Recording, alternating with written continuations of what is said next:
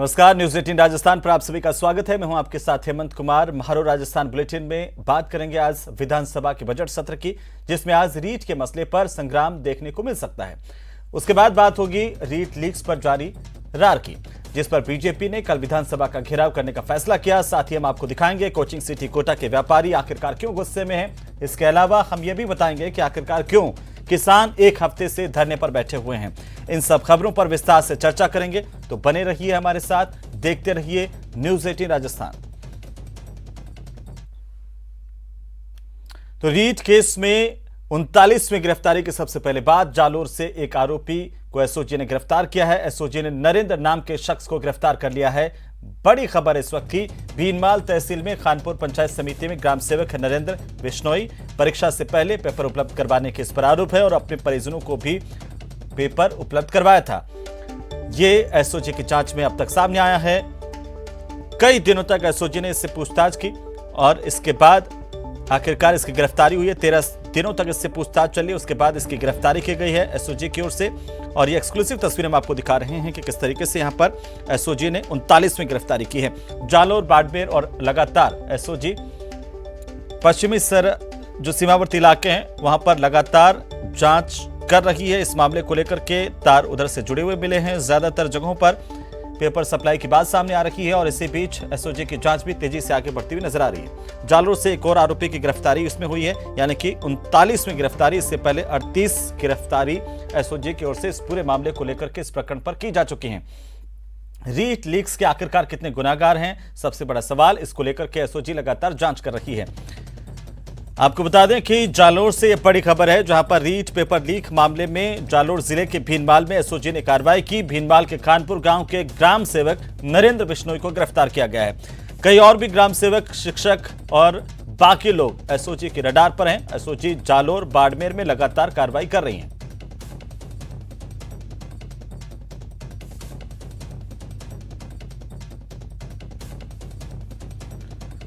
और इसी बीच ज्यादा जानकारी के साथ हमारे संवाददाता जालोर से श्याम बिश्नोई हमारे साथ जुड़ रहे हैं और साथ ही साथ राजधानी जयपुर से हमारे सहयोगी विष्णु शर्मा भी हमारे साथ जुड़ रहे हैं। एक एक करके दोनों का रुख करेंगे। सबसे पहले श्याम, आपके पास एसओजी की तरफ से 39वीं गिरफ्तारी की गई है जालोर से, क्या कुछ जानकारी?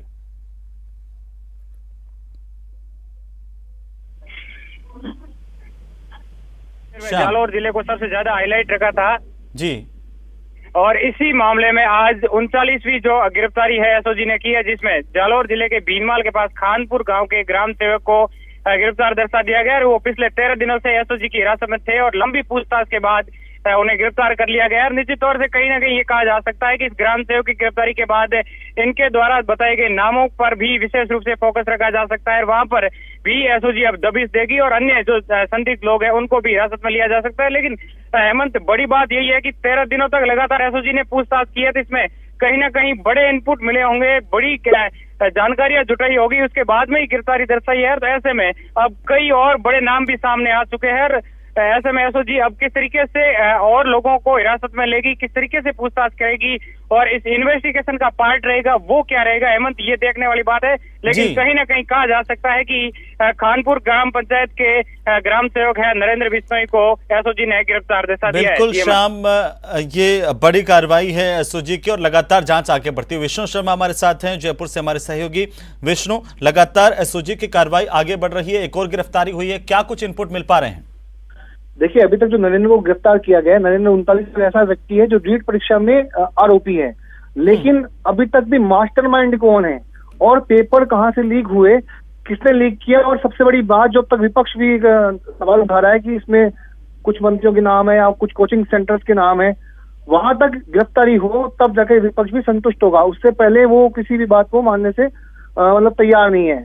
जी, एक तरफ विधानसभा चल रही है विष्णु, और ये पूरे मामले को लेकर के बीजेपी लगातार आक्रामक नजर आ रही है।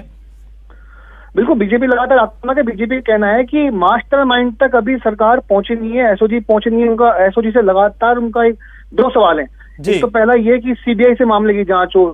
विपक्ष जो है संतुष्ट नहीं है। भाजपा सरकार, जो भाजपा के जो नेता है, वो चाहते हैं कि मामले की पूरी तरह से सीबीआई की जांच हो, ताकि दूध का दूध पानी का पानी हो और असली जो लोग हैं इसमें आरोपी हैं वहां तक पुलिस पहुंच सके। लेकिन सरकार जो है अभी तक सीबीआई जांच को राजी नहीं हुई है। जी, बिल्कुल विष्णु, चलिए बहुत बहुत शुक्रिया तमाम जानकारी के लिए। लगातार नजर बनाए हुए श्याम, आपका भी बहुत बहुत शुक्रिया इस खबर पर। अगली खबर का हम रुख करेंगे और आपको बता दें कि कोटा में छात्रा की मौत पर बाजार आज बंद किए गए हैं।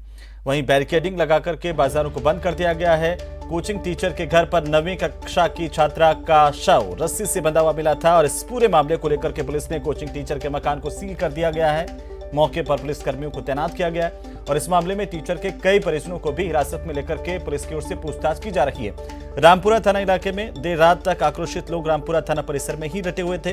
देर रात थाने पर कांग्रेस नेता अमित धारीवाल, बीजेपी विधायक संदीप शर्मा समेत कई नेता और जनप्रतिनिधि पहुंचे थे और जल्द ही आरोपी की गिरफ्तारी को लेकर के कड़ी कार्रवाई करने की मांग की। वहीं आशंका जताई जा रही है कि छात्रा के साथ पहले दुष्कर्म का प्रयास किया गया, बाद में इसकी हत्या की गई और इस छात्रा के शव को मिलने के बाद से ही लोग आक्रोशित है, लगातार आरोपी की गिरफ्तारी की मांग कर रहे हैं। आज व्यापारियों की तरफ से बाजार बंद करने का ऐलान किया गया था और अब बाजार आज बंद हैं। इस पूरे मामले को लेकर के दरअसल कोटा में छात्रा की मौत को लेकर के बवाल मचा हुआ है। कल कोचिंग टीचर के घर पर छात्रा का शव मिला था। रस्सी से बंधा हुआ छात्रा का शव कोचिंग टीचर के घर से मिलने के बाद से ही लोग आक्रोशित हैं। और इसी खबर पर ज्यादा जानकारी के साथ हमारे सहयोगी ओम प्रकाश हमारे साथ जुड़ रहे हैं, सीधे उनका रुख करेंगे। ओम प्रकाश, कल से ही लगातार लोगों का आक्रोश, व्यापारियों का आक्रोश देखने को मिल रहा था। अभी क्या कुछ अपडेट इस पूरे मामले को लेकर के है? जब से इस बच्ची का शव मिला है तब से कोटा में लोगों में आक्रोश बढ़ता जा रहा है और तस्वीरें हम आपको अभी दिखाना चाहते हैं। ये रामपुरा इलाके की तस्वीरें हैं जहां लोगों ने अभी धरना दे दिया है। व्यापार संगठन के लोग, स्थानीय लोग और तमाम कांग्रेस भाजपा के नेता भी यहां मौजूद हैं और धरना दिया जा रहा है उस बच्ची को न्याय दिलाने के लिए। जब से बच्ची का शव लहूलुहान हालत में मिला, शरीर पे जगह जगह चोटों के निशान थे, उसके बाद स्थानीय लोगों में आक्रोश व्याप्त थे और रामपुरा थाने के बाहर धरना अभी जारी है। हम आपको तस्वीरें दिखाना चाहते हैं, कुछ लोगों से बातचीत भी करते हैं। यहाँ भाजपा, कांग्रेस सहित तमाम पार्टियों के नेता मौजूद है, स्थानीय लोग मौजूद हैं। यहाँ व्यापारी और जो परिजन के साथ साथ कोटा के सामाजिक संगठनों के लोग मौजूद हैं और बच्ची को न्याय दिलाने की मांग कर रहे हैं और उनका साफ तौर पे कहना है कि जब तक आरोपी को गिरफ्तार नहीं किया जाए, कड़ी से कड़ी कार्रवाई नहीं की गई तो न केवल आज धरना दिया जाएगा बल्कि उग्र आंदोलन किया जाएगा। और तो और बाजार आज बंद कर दिए गए। कुछ लोगों से हम बातचीत करना चाहते हैं, आपसे जानना चाहते हैं किस तरह की डिमांड है? देखिए, हम उस बच्ची के साथ न्याय चाहते हैं और ऐसा न्याय चाहते हैं कि ऐसी घटना पूरे देश में कभी फिर न हो। यदि सोचे तो भी वो कांपे एक बार, क्योंकि मैं भी एक बेटी की माँ हूँ और मैं इस पीड़ा को अच्छे से समझ सकती हूँ। हम सबके यहाँ बेटियां हैं। जब हम दूसरे देश की बेटियों को यहाँ सुरक्षित रखने की बात करते हैं और आज हमारी बेटी इस तरह की घटना से पीड़ित है तो हम सिर्फ और सिर्फ न्याय चाहते हैं। अब कुछ और लोगों से बातचीत करते हैं। सर, आपसे जानना चाहते हैं किस तरह की डिमांड है? यहाँ लोगों में आक्रोश भी काफी है। देखिए, कोटा की घटना बहुत शर्मनाक है, सारी व्यवस्था के माथे पर कलंक है। अविलंब हत्यारा पकड़ा जाना चाहिए और उस बच्ची को न्याय मिलना चाहिए। जब तक आपसे जानना चाहते हैं सर, आप रात पर भी से डटे हुए थे थाने में, क्या पुलिस से आप पुलिस अधिकारी से बातचीत हुई? क्या डिमांड है और क्या उन्होंने माना? अब तक क्या कुछ प्रोग्रेस सामने आई है? कल हमने घोषणा कर दी थी कि कल सुबह तक अगर अपराधी गिरफ्तार नहीं हुए तो प्रमुख व्यापार संगठन कोटा के सभी अपना बाजार बंद रखेंगे और उस कड़ी में आज व्यापार संघ की तरफ से बाजार बंद कर रखे हैं। जहां तक हत्यारों को गिरफ्तार नहीं करेंगे, हम सब लोग यहाँ डटे हुए हैं। कोशिश रहेगी कि अभी थोड़ी देर में शव भी यहाँ पे आ जाएगा। आपसे कुछ अधिकारियों से बातचीत हुई, क्या कहना उनका? आरोपी की गिरफ्तारी कब तक हो जाएगी? जो कल बच्ची के साथ घटना हुई है, बहुत ही शर्मनाक और बहुत ही दर्दनाक घटना हुई है। कोटा कलंकित हुआ इसमें और निश्चित रूप से जो बिल्कुल प्रकाश, चलिए बहुत बहुत शुक्रिया तमाम जानकारी के लिए, हमारे साथ जुड़ने के लिए। और लोग आक्रोशित नजर आ रहे हैं। लगातार पुलिस से मांग है कि जल्द से जल्द आरोपी की गिरफ्तारी की जाए और इसी को लेकर के आक्रोशित व्यापारियों ने आज बाजार बंद कर दिए हैं। टीचर के घर को सील किया गया है। पुलिस की तफ्तीश जारी है।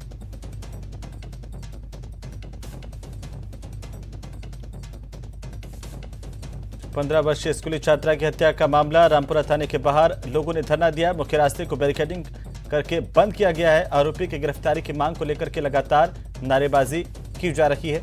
शहर के व्यापारियों ने बाजार बंद का आह्वान किया। कल कोचिंग टीचर के घर पर छात्रा का शव मिला था और कोचिंग टीचर का स्कूटी से जाते हुए सीसीटीवी फुटेज भी सामने आया है। इस घटना के बाद कोचिंग टीचर मौके से फरार बताया जा रहा है और इसी को लेकर के स्थानीय लोग ये मांग कर रहे हैं कि जल्द से जल्द इसकी गिरफ्तारी होनी चाहिए। कोचिंग टीचर पर गंभीर आरोप है। छात्रा की मौत पर कोटा में आज बाजार बंद है, व्यापारी धरने पर बैठे हुए हैं और लगातार ये मांग कर रहे हैं कि जल्द से जल्द आरोपी की गिरफ्तारी की जाए।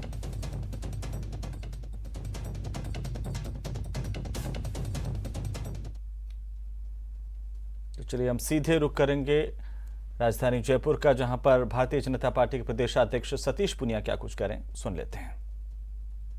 अब कुछ बाकी रह नहीं जाता है, क्योंकि उससे पहले कई मसलों पर इसी सरकार ने कमलेश प्रजापति से लेकर विष्णुदत्त बिश्नोई की आत्महत्या के मामलों को भी सीपीआई को सुपुर्द किया है।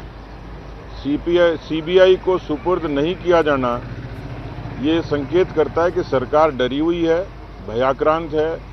कदाचित उसको लगता है कि सीबीआई यदि निरपेक्ष जांच करेगी तो सरकार को जेल जाना पड़ सकता है और इसलिए सदन में पिछले कई दिन से इसी बात का गतिरोध है कि सरकार ये भरोसा दे, क्योंकि एसओजी की जांच की जो मर्यादा थी वो लगभग सीमित है।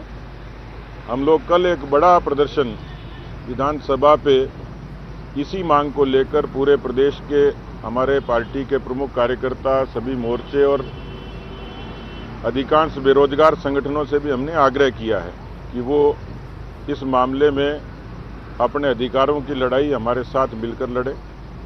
अभी विधायकों की, प्रमुख लोगों की बैठक होगी, उसमें आगे की रणनीति के बारे में विचार करेंगे कि सदन में हमारी इस मसले पर आगे भूमिका क्या हो।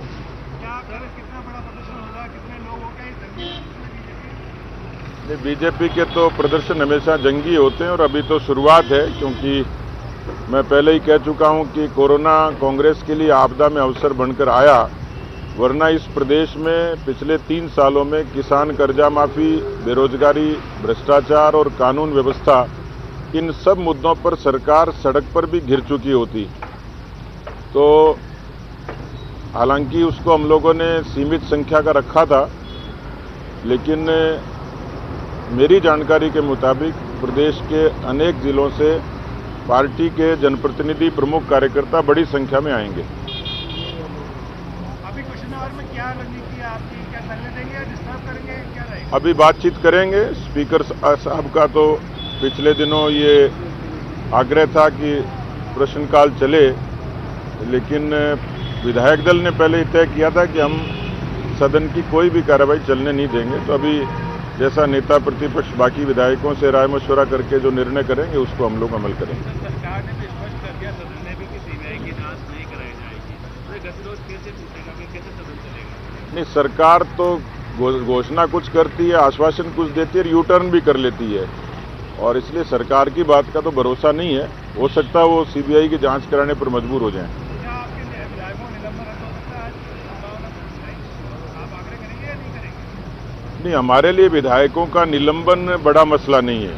हम 4 विधायकों का निलंबन सहन कर सकते हैं, लेकिन हमारी जो फ्लोर पर मांग है वो सीबीआई जांच की मांग है। सरकार उस पर भरोसा देती है तो हम अपनी तरफ से भी पहल कर सकते हैं।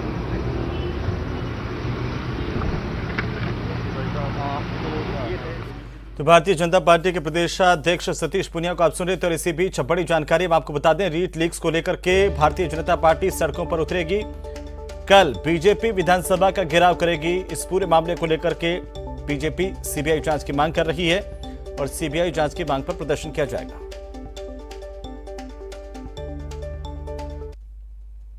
तो वहीं महेश शर्मा ने अपना पदभार संभाल लिया। विप्र कल्याण बोर्ड के अध्यक्ष के पद पर महेश शर्मा ने पदभार ग्रहण किया है।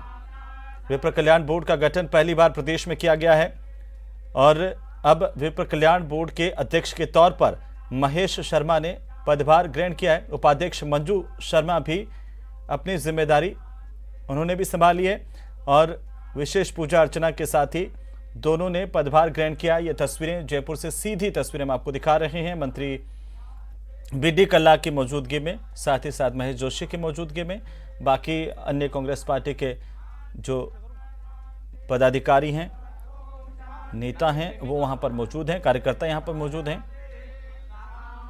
तो मंत्री बीडी कल्ला, महेश जोशी की मौजूदगी में महेश शर्मा ने विप्र कल्याण बोर्ड के अध्यक्ष के तौर पर अपना पदभार ग्रहण कर लिया। उनके साथ ही उपाध्यक्ष मंजू शर्मा ने भी अपना पदभार संभाला है। इससे पहले दोनों का यहां पर पहुंचने पर स्वागत किया गया। खास पूजा अर्चना के बाद दोनों ने अपना पदभार संभाल लिया। इस खास मौके पर मंत्री बीडी कल्ला, महेश जोशी यहां पर मौजूद रहे। ये सीधी तस्वीरें हम आपको दिखा रहे हैं विप्र कल्याण बोर्ड के पदाधिकारियों का पदभार ग्रहण कार्यक्रम, और वे मंत्री बीडी कल्ला ने माला पहना करके महेश शर्मा का अभिनंदन किया है। इसके साथ ही महेश जोशी की मौजूदगी भी है और भी अन्य नेता कांग्रेस पार्टी के यहां पर मौजूद हैं। काफी लंबे समय से ब्राह्मण समाज की ओर से विप्र कल्याण बोर्ड की मांग की जा रही थी। आखिरकार सरकार ने सुना। राजस्थान में पहली दफा विप्र कल्याण बोर्ड का गठन किया गया और महेश शर्मा को बतौर अध्यक्ष मनोनीत किया गया। तो चलिए खबरों में फिलहाल वक्त एक छोटे से ब्रेक का, जल्द लौटेंगे, आप बने रहिए हमारे साथ।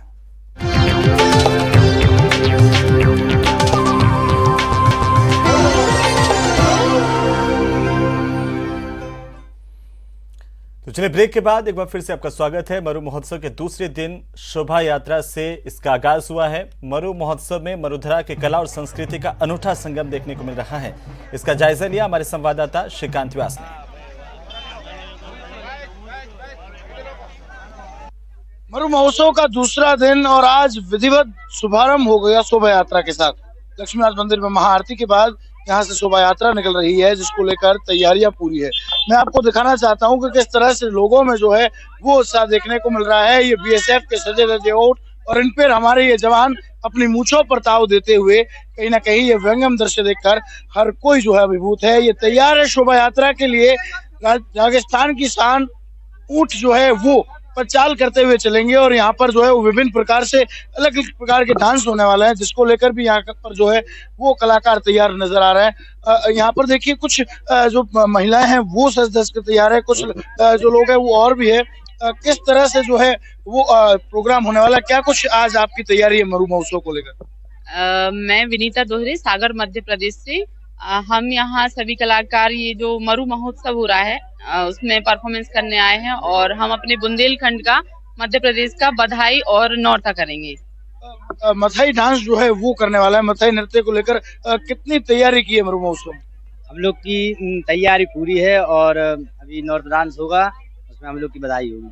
कहीं ना कहीं शोभा यात्रा में राजस्थान नहीं अपितु देश भर की विशेष कलाकृतियों को यहाँ बुलाया गया है। लोक कला और संस्कृति का ये जैसलमेर में अनूठा संगम है, जहाँ मरुधरा की संस्कृति के साथ भारत की संस्कृति का एक समागम होगा। महाराष्ट्र हो या फिर गुजरात, हर तरफ से लोग जो है वो जैसलमेर पहुंचे हैं और मरु महोत्सव का लुत्फ उठा रहे हैं। कोरोना के बाद घर से निकले और इस थीम को कहीं ना कहीं साकार होता हुआ नजर आ रहा है। जहां उम्मीदों की एक नई उड़ान जैसलमेर को मिलनी थी, तो पर्यटन की नगरी जैसलमेर फिर सुनहरे पंखों के साथ आ रही है और मरु महोत्सव को लेकर हर कोई उत्साहित नजर आ रहा है। श्रीकांत व्यास, न्यूज 18 जैसलमेर। तो दूसरे दिन भी कई कार्यक्रम यहां पर आयोजित किए जा रहे हैं और लगातार लोगों में उत्साह और जोश यहां पर देखने को मिल रहा है। देश विदेश से आने वाले सैलानी भी खासे उत्साहित हैं इन कार्यक्रमों को देखने को लेकर के। ज्यादा जानकारी के साथ हम सीधे रुख करेंगे हमारे सहयोगी श्रीकांत व्यास का, जो वहां पर बने हुए हैं। श्रीकांत, आज क्या कुछ खास रहने वाला है मरु महोत्सव में? मरु महोत्सव को लेकर आज विधिवत रूप से शोभा यात्रा का आगाज होने जा रहा है।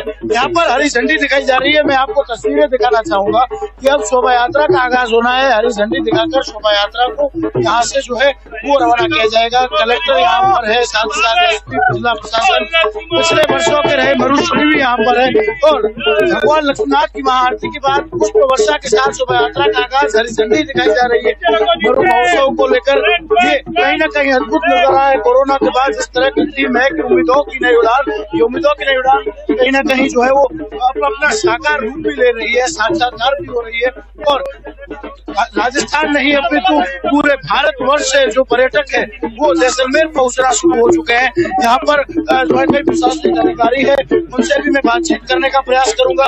सुबह से जो है वो मरु महोत्सव को लेकर जो है वो लगातार उत्साह लोगों में बना हुआ है। मैं कैमरामैन को कहूंगा वो यहाँ के दृश्य दिखाए कि किस तरह से जो है वो मरु महोत्सव का आगाज हुआ है। ये तस्वीरें साफ बयां करती है, ये जो है वो मरुधरा की शान, आन और बान बीएसएफ के ये ऊंट कहीं ना कहीं अपने सजे धजीले तरीके में एक अलग ही जो है वो कहर ढा रहे हैं। हर कोई इसे देखकर अतिभूत नजर आ रहा है। ये लाइव तस्वीरें न्यूज 18 आपको दिखा रहा है।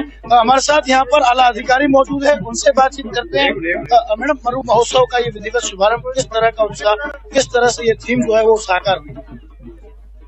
जैसलमेर जिले से आज आगाज हुआ है मरु महोत्सव का, और लक्ष्मीनाथ जी के मंदिर में विधिवत पूजा अर्चना करने के बाद में ये शुरुआत की गई है, ईश्वर का आशीर्वाद प्राप्त करके। शोभा यात्रा का आप देख ही रहे होंगे कितनी तादाद में, कितने अच्छे तरीके से बड़ी शोभा यात्रा है, और लोगों का उत्साह, उमंग, उल्लास, किस तरह से लोग सरोबार है उत्साह से, ये आप देख सकते हैं कि छतों पर यात्रा के दौरान पूरे रास्ते में बहुत सारे लोग शामिल हैं, और इतना उत्सव का माहौल है पूरे जैसलमेर में।